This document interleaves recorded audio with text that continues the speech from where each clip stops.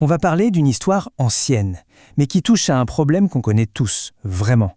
Ce fossé, cet écart énorme entre ce qu'on sait qu'on devrait faire et ce qu'on fait vraiment au final. C'est une leçon très puissante sur la maîtrise de soi. Ça nous est sans doute tous déjà arrivé de lire un de ces livres qui est censé changer une vie, et puis rien, on le dévore, on a cette révélation, on se dit « Waouh, c'est exactement ça qu'il me faut ». Et quelques semaines plus tard, rien n'a bougé. La vraie question c'est pourquoi ? Et c'est ça le grand paradoxe de notre époque. On a accès à une connaissance quasi infinie. Toute la sagesse du monde est à portée de clic. Et pourtant, on se sent souvent inchangé. On bute sur les mêmes problèmes, avec cette impatience de voir des résultats. On finit par se demander « Mais comment c'est possible de savoir tout ça et de rester bloqué au même point ?» Et ça nous amène à un contraste vraiment frappant. Autrefois, la connaissance, ce n'était pas quelque chose qu'on consommait. Non, elle se méritait. Elle était donnée par un gourou, un maître, qu'il ne la transmettait qu'à ceux qu'il jugeait, dignes, prêts. La pratique, c'était la condition indispensable. Aujourd'hui, la connaissance, on la trouve partout. Elle est accessible à tous, tout de suite, et la pratique, elle, est devenue complètement optionnelle. Alors pour bien illustrer cette idée, justement, on va plonger dans une histoire, une sorte de parabole initiatique. Elle nous transporte à une époque où le savoir n'était pas une simple information à acquérir, mais une véritable quête.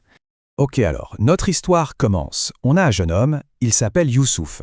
Il arrive à l'ermitage d'un sage très respecté, un gourou du nom de Mahatma Junoun. Et son but, il est très clair, très noble. Il veut recevoir l'initiation divine. Rien que ça, le savoir ultime. Le maître l'accueille, mais ensuite, silence total. Pendant 4 ans. Imaginez, 4 longues années où Youssouf attend, sert le maître, sans jamais que sa quête soit abordée. Pas un mot. Et c'est seulement au bout de tout ce temps que le gourou enfin lui demande « Au fait, pourquoi es-tu ici ?»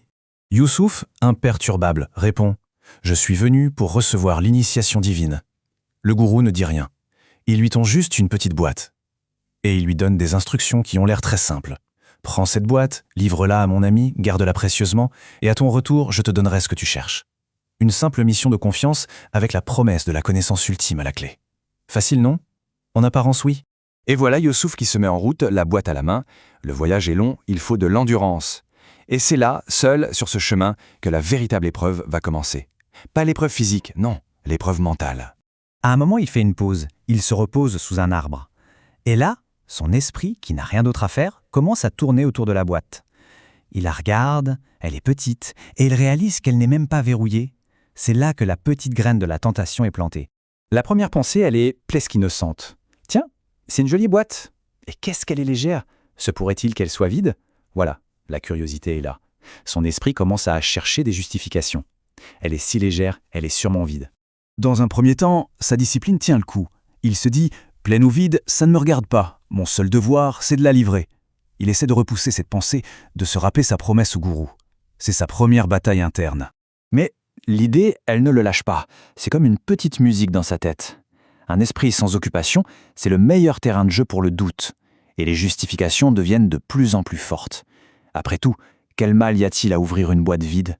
Surtout qu'elle n'est même pas fermée à clé. Allez, juste un petit coup d'œil. Et là, on sent que sa volonté est en train de craquer. Et il cède, il n'en peut plus. Doucement, il soulève le couvercle de la boîte. Et à l'instant même où il l'entrouve, une petite souris en jaillit et file se cacher. La boîte est vide. Et l'épreuve est terminée. Là, Youssouf est complètement anéanti. Il comprend immédiatement l'ampleur de sa faute. Ce grand trésor qu'il devait protéger, ce n'était qu'une toute petite souris. Et il n'a même pas été capable de la garder. Le cœur lourd de regrets, il finit son voyage. Il arrive chez l'ami de son maître, qui est lui-même un grand sage, et il lui tend la boîte, maintenant vide. Bien sûr, il ne dit rien. Il est dévoré par la honte. Le saint reçoit la boîte, l'ouvre, voit qu'elle est vide, et il comprend tout de suite. Parce que le point essentiel, il est là. La mission n'a jamais été de transporter une souris. C'était une épreuve de contrôle mental. Le test, c'était de voir s'il pouvait maîtriser une simple pensée, une petite curiosité, de voir si on pouvait lui faire confiance pour les petites choses, avant de lui confier de grands trésors. Et c'est là que la leçon tombe comme un coup près. Le saint le regarde et lui dit quelque chose de très puissant. Si tu n'es pas capable d'accomplir une chose aussi insignifiante que de garder une souris dans une boîte, comment pourrais-tu garder la connaissance dans ton cœur ? Alors, Youssouf retourne voir son maître, la tête basse. Sans surprise, l'initiation lui est refusée. Mais attention, ce n'est pas la fin de son histoire. En fait, c'est le vrai début de son apprentissage. Son maître lui dit « Tu as perdu une merveilleuse occasion. Maintenant, va et apprends. Apprends à être le maître de ton esprit. Parce que sans ça, rien de grand ne peut être accompli. » Il ne le chasse pas, il lui montre le vrai chemin, celui de la préparation intérieure. Et Youssouf, il n'abandonne pas. Il part et s'engage dans des années de pratique intense, ce qu'on appelle une tapasya. C'est un effort acharné, constant. Cette fois, il ne cherche plus le savoir à l'extérieur, mais à l'intérieur de lui. Et finalement, il parvient à devenir maître de sa propre nature. C'est seulement à ce moment-là qu'il retourne voir son gourou. Cette fois, il est vraiment prêt. Bon, alors quel est le rapport avec notre point de départ? Ce paradoxe de la connaissance accessible, mais qui ne nous change pas. Eh bien, l'histoire de Youssouf, elle nous donne une réponse très claire. En fait, cette histoire nous enseigne plusieurs choses fondamentales. La première, la connaissance n'a de valeur que si on la met en pratique. Deuxièmement, maîtriser même la plus petite de nos faiblesses, ça demande un effort persistant, obstiné. Troisièmement, les grandes vérités, ça ne se lit pas, ça se vit au quotidien. Et enfin, pour atteindre un but élevé, il faut être prêt à en payer le prix. Il n'y a pas de raccourci. Le message final, il est limpide. La vraie sagesse, la vraie transformation, ça ne vient pas de ce qu'on accumule dans notre tête, mais de ce qu'on a réussi à maîtriser par la pratique.